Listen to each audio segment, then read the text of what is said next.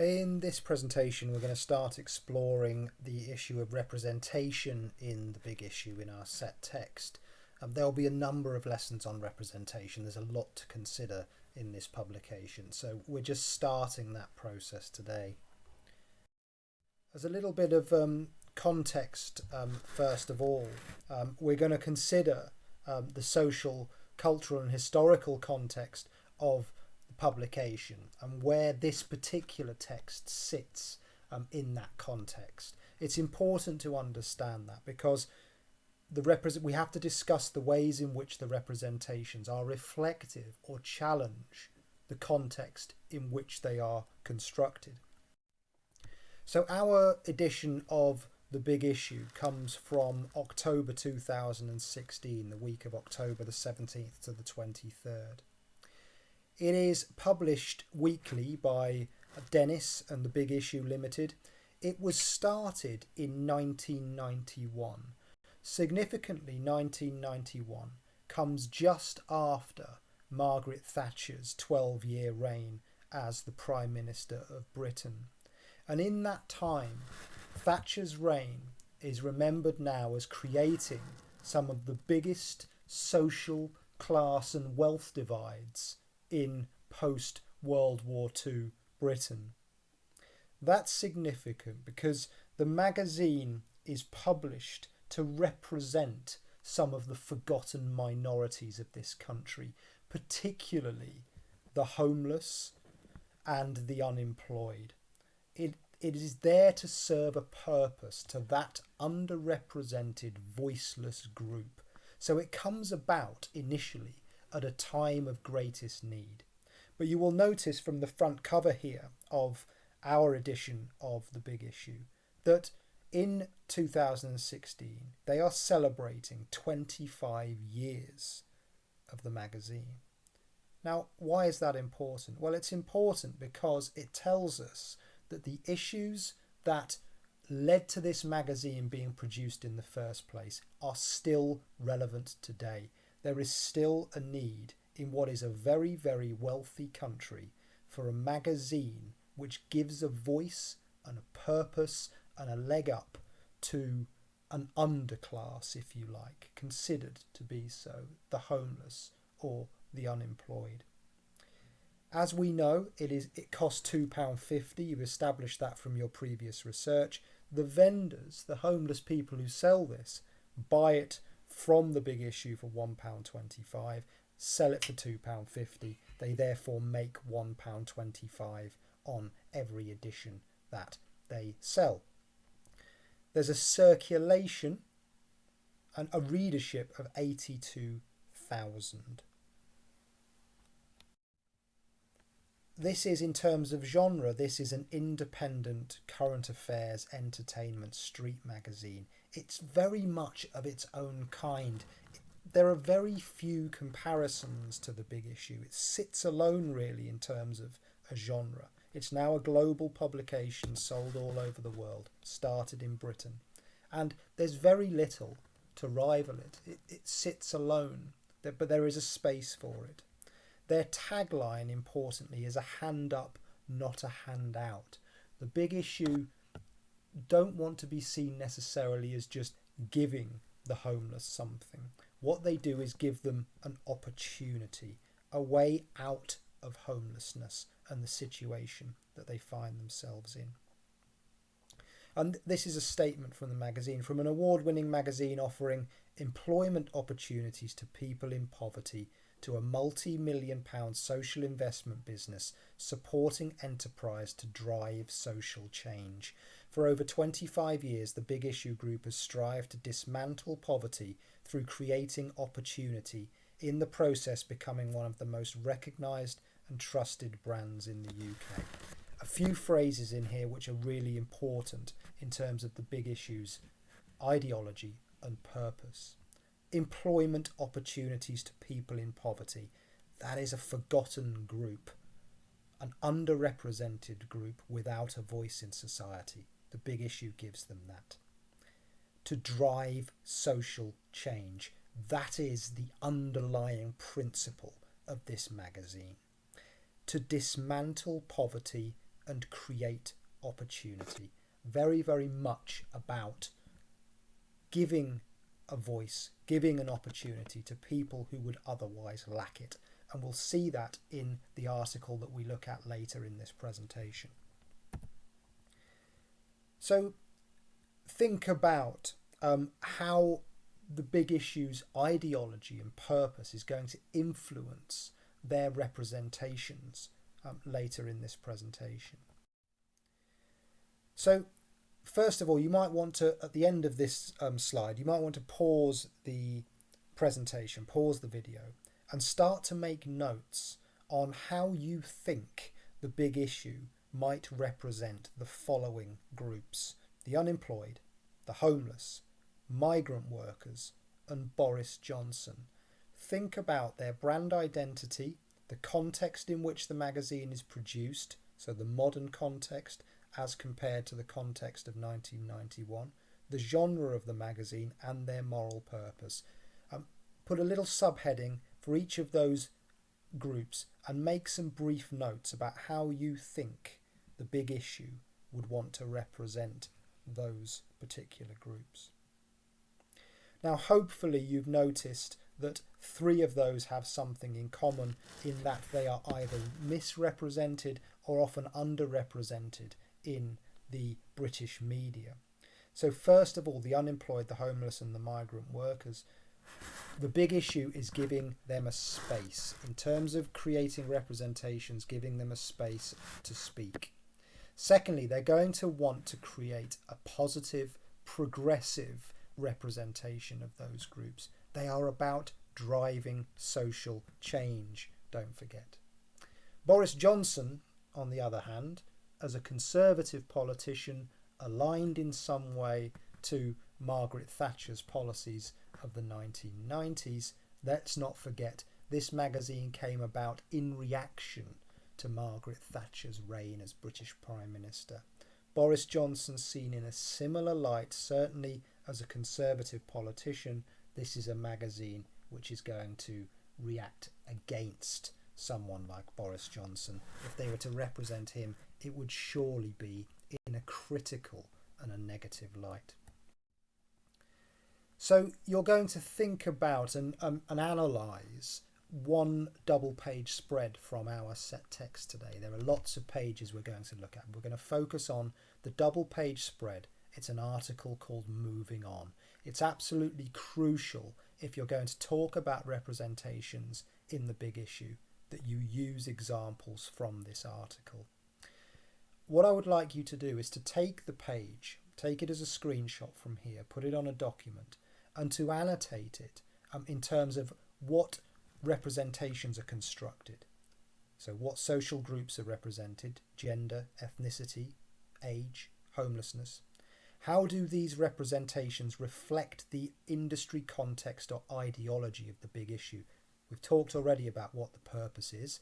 How do those representations reflect the big issue's ideology? How is the audience positioned in relation to these representations? How are we encouraged to respond to these representations? And can you apply any theories of representation in your notes? In particular, Stuart Hall might be relevant here.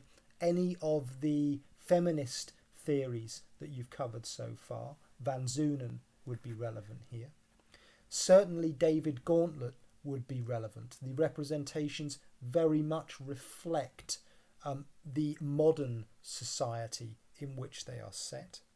Gilroy and his theories of colonial identities would be relevant here if you've covered that. So before I talk anymore, I think you should pause the presentation now and start to make your own annotations before I let you know some of my thoughts on this particular page.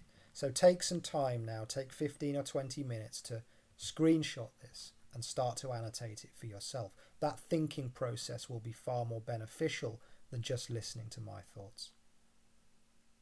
Okay, so hopefully you've taken the opportunity now to make some of those notes for yourself. I'm going to tell you some of my thoughts, and not necessarily all of them, about this particular page? Well, first of all, we can notice that there are a variety of ages, both genders represented, and a variety of ethnicities. So this is a publication which is very much focused on equality. That's the first thing we can notice. The title of it is Moving On. Just from the title, we know that this is going to be a progressive representation, moving on from the past into something new. Quite literally, they are moving on because these are all former sellers of the big issue who have now moved on to a secure and much more affluent and wealthy lifestyle. Let's start with Joel Hodgson. First of all, he's a black man. He is represented in a positive light. This is a progressive, positive representation of ethnicity. Well, how is that constructed? Well, first of all, we have the low angle shot to create this sense of dominance and purpose. He is in a suit, first of all, part of the iconography of upper class Britain, working Britain. He has moved on to a different sector of society. And he is in, look at his posture, he is very much in the crouch position, ready to start a race. This is a man whose journey has only just begun. There is much, much further for him to go. The city of London is in the background as if he very much belongs in that environment, in that business environment, that wealthy, affluent environment of the city of London.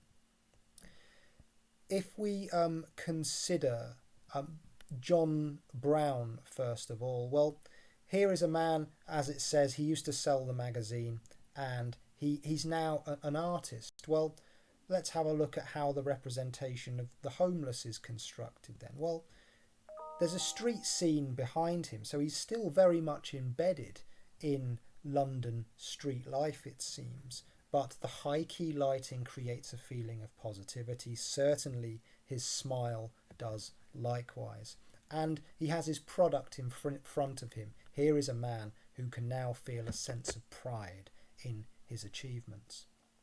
Let's have a look at Marvina Newton. Well, this is a really interesting representation. Again, a woman of colour, a low angle shot to create that sense of dominance and purpose. Significantly high key lighting, almost as if there is a spotlight shining on her. Here is a woman in the leading role now. She is not looking at the camera significantly. She is not accepting the judgmental eye of society, if you like. This is not a spotlight which is judgmental. This is a spotlight which is shining a focus on her. She is important. She is worthy of note. In the background, the colours link to her necklace and her earrings. Now, Gilroy might argue, in terms of colonial representations, that this very much cements her in the tribalist vision of Western culture. But we might also argue that this is a woman who is taking ownership of that heritage and making it her own. This is not something to be hidden away. She can be British and hang on to her African culture, if that's what this is representing here. She can own both of those and be equally comfortable in either. So in a similar vein, have a look at some of the other representations on this page and think about how they are constructed. Look closely at the language that is used as well. I've talked about camera here, I've talked about costume, and I've talked about lighting. Think also about the language that is used in the article itself. Once you've completed your notes, I would like you to write an answer to the question. It's a 25-mark question. How do the representations in the Moving On article reflect the viewpoints and ideology of the big issue? In your answer, you must focus always in a representation answer. What is being represented? Which social groups? You can think about age, gender, ethnicity, class. will be particularly relevant here. How are they being represented? Not just positively and negatively. Is it typical, atypical, progressive? Does it challenge popular ideology? Does it reflect popular ideology? Importantly, how are those representations constructed using elements of media language? This is where your analysis comes in. How is camera used? Colour, lighting, costume, language choices. How are they used and what meaning do they create? You're going to look for connotations of colour, connotations of lighting, the meaning created by certain camera angles. How do those representations reflect the ideology of the publication? And finally, always in a representation question, how do those representations reflect or challenge the social and cultural context in which they are constructed? This is 2016 Britain. Are the representations in line with our expectations? Do they challenge expectations? Do they perhaps challenge outdated stereotypes of these particular social groups? You might want to consider bearing this acronym in mind when you write a representation answer. It's CREAM. Now, this is not a paragraph structure. This is a kind of checklist for you to use throughout your answer. Every single paragraph really should be using all elements of this acronym, but it doesn't have to be in any particular order. You could put the context first, you could put the representation first. It doesn't really matter. But the context is 2016 Britain, really. The representation is which group and how are they being represented. Examples, pick out specifics, small details. Your analysis is the meaning, the connotation that comes from those examples that you've identified. And in that analysis, you should be using media language, low angle shots, high key lighting, colour palette, typography, language choice.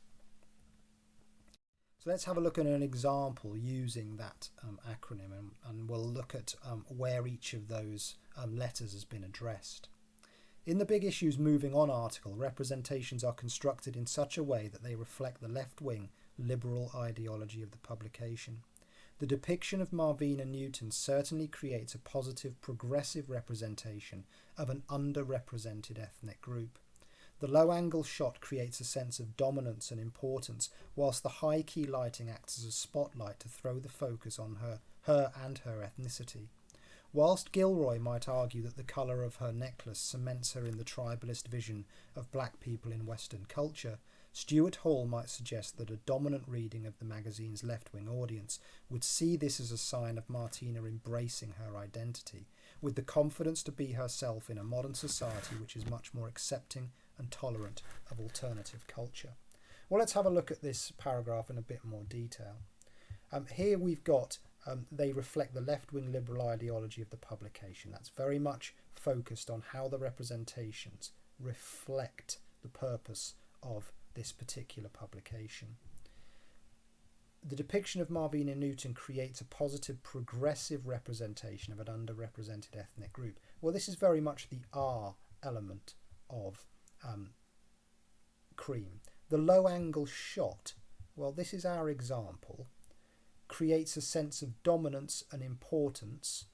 We're getting into analysis now, we're getting into the A, whilst the high key lighting acts as a spotlight. Well, high key lighting is an example using media language to throw the focus on her ethnicity, on her and her ethnicity. Well, this is our analysis. Now we'll bring in a bit of theory. Theory is not absolutely required here. Use it if it enhances your analysis.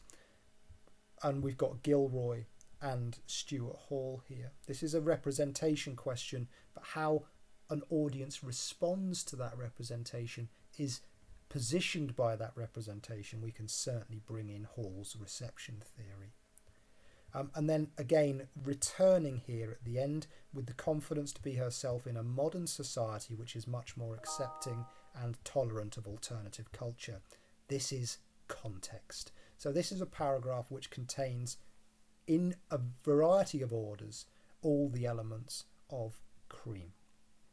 So what I would like you to do is to take your examples. You can use the same examples and put it in your own words as I've used here, but you will need at least one other representation from this article, and to write your 25-mark answer to the question on the previous slide. I hope that's acted as a useful introduction to the representations of within the big issue, and given you an insight into some of the contextual issues that help inform our understanding of this publication.